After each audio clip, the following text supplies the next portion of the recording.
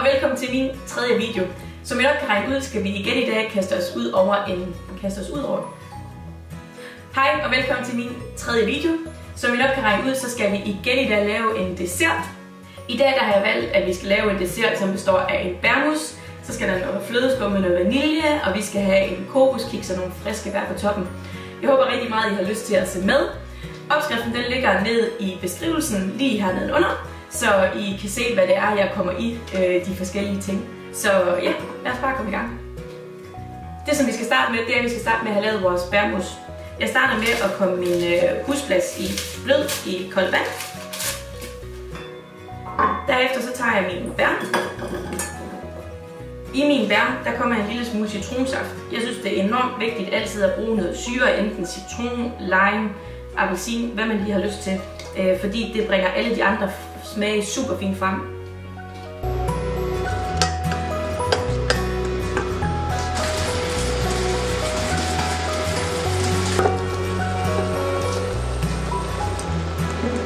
Mens min bær og citronsaft de kommer op og koge, så tager jeg min skyr, og der blander jeg mit sukker. Og den skal bare røre sammen.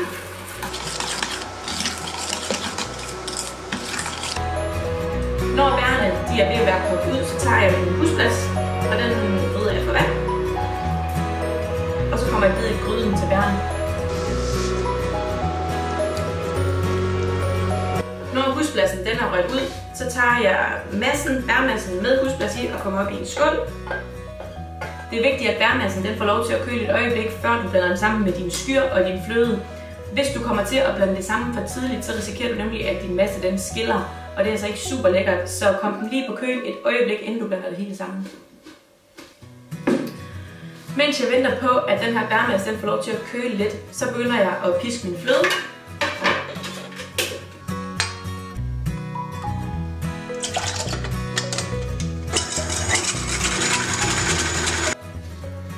Sådan der, så har min bærmasse fået lov til at køle en lille smule. Det jeg starter med, det er, at jeg blander min bærmasse sammen med min skyr, og så til sidst blander jeg skyren op i en flødeskum.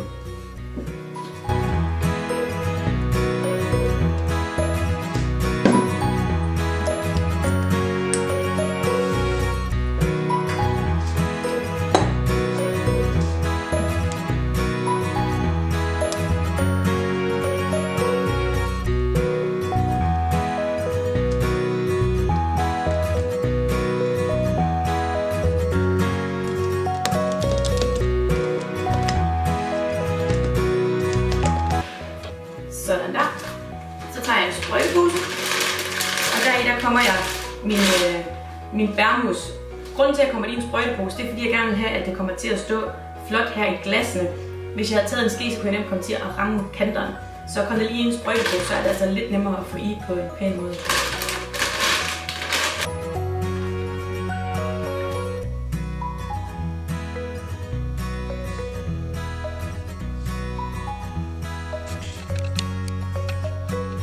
Det næste jeg skal i gang med, det er som sagt min kokoskiks.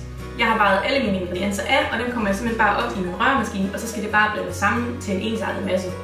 Hvis du ikke lige har en røremaskine, så kan du sagtens bare tage en skål og så ælde den sammen i dine hænder.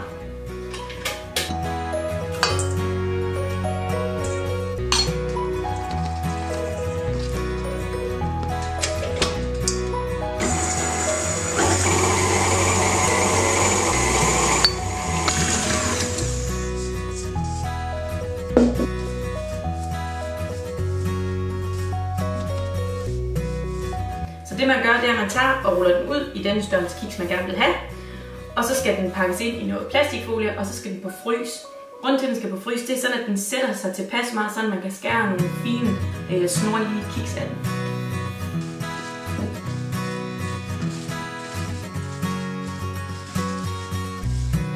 Sådan der, så har kokoskiksene fået lov til at sætte sig på frys, så de bliver lidt nemmere at skære ud.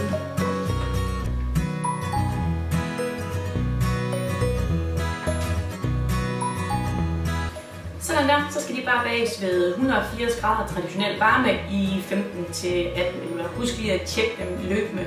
Alle ovne, de er altså forskellige. Sådan der, så har min bærmus sat sig. Mine kiks har fået lov til at køle af. Jeg har fundet lidt friske bær og nogle kokosflager, nogle tørrede kokosflager. Og så har jeg mit flødesmør pisket op, og så skal jeg ellers bare i gang med at samle kagen.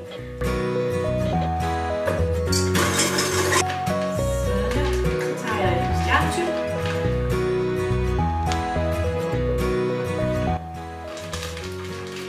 Og så sprøjter jeg flødeskum ovenpå min bærmus.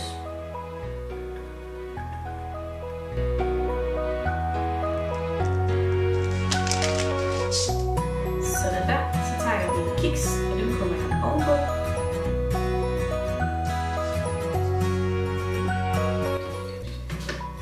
Og til sidst så skal jeg selvfølgelig have mine friske bær og kokosflager på.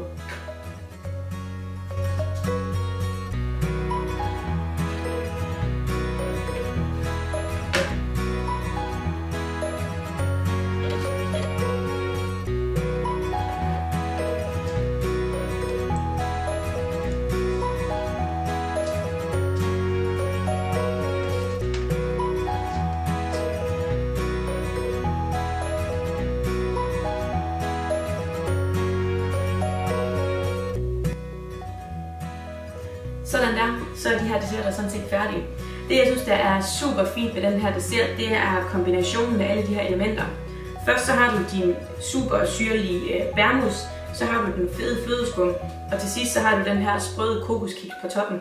Og det der er så fedt ved den her dessert, det er at du har kokoskiksen adskilt fra både fløden og mussen, så den vil blive ved med at være sprød. Så det er sådan set en dessert, du kan lave et godt stykke tid i forvejen. Det eneste, du skal gøre, når du skal servere den, jamen det er bare lige at komme nogle friske bær på toppen. Jeg håber, at du har kunne lide den her video. Jeg er super glad for desserterne, og jeg glæder mig virkelig meget til at smage dem. Husk endelig at give den en thumbs up, den her video, hvis du godt har kunne lide den. Skriv endelig ned i kommentarfeltet, hvis der er et eller andet, du synes, der har været super godt, eller et eller andet, der kunne blive bedre. Husk også endelig at subscribe på min nye kanal. Det vil jeg blive rigtig, rigtig glad for. Jeg håber, I har nyt videoen, og jeg glæder mig til, at vi ses igen. Hej!